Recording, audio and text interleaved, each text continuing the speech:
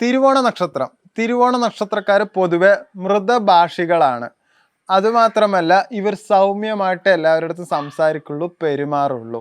പക്ഷെ മനസ്സിൻ്റെ ഉള്ളിൽ പലപ്പോഴും ആ സൗമ്യത നഷ്ടപ്പെട്ടേക്കാം. പക്ഷെ ഇവർ അത് പുറത്ത് കാണിക്കില്ല എന്ന് മാത്രം. അത് നല്ലൊരു ഗുണം തന്നെയാണ്. നല്ല കൃത്യതയുള്ള ജീവിതം ഇവർക്ക്.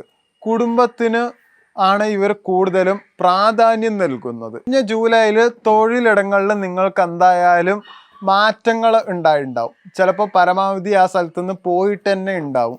അതുമാത്രമല്ല, ചില ബന്ധങ്ങൾ എന്തായാലും താറുമാറായിട്ടുണ്ടാവും. സാമ്പത്തികമായിട്ട് നോക്കുകയാണെങ്കിൽ നിങ്ങൾക്ക് എന്തായാലും അത് നിയന്ത്രണാതീതമായിട്ട് നഷ്ടപ്പെടുക തന്നെ ചെയ്തിട്ടുണ്ടാവും. ജോലിക്കാർക്ക് ഈ കഴിഞ്ഞ മാസങ്ങളിൽ ഉണ്ടായ പ്രതിസന്ധികളെല്ലാം പോയി തുടങ്ങും. അതുകൊണ്ട് റിലാക്സ് ആവുക. അതുമാത്രമല്ല, കൂടെയുള്ള സബോർഡിനേറ്റ്സിൻ്റെ അടുത്ത് നന്നായിട്ട് തന്നെ പെരുമാറാൻ ശ്രമിക്കുക. പക്ഷെ പെട്ടെന്ന് നിങ്ങളുടെ കയ്യിൽ നിന്ന് പോകാൻ സാധ്യത വളരെ കൂടുതലാണ്. പുതിയ ഉദ്യോഗ സാധ്യതകൾ തുറക്കാം.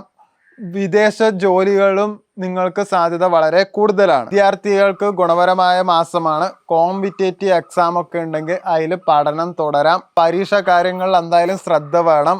നിരന്തരപരമായിട്ട് പഠിച്ചാൽ മാത്രമേ ജയിക്കാൻ സാധ്യതയുള്ളൂ. വേറെ വല്ല രീതിയിലും ജയിക്കാൻ ഉദ്ദേശമുണ്ടെങ്കിൽ പിടിക്കപ്പെടാൻ സാധ്യത വളരെ കൂടുതലാണ്.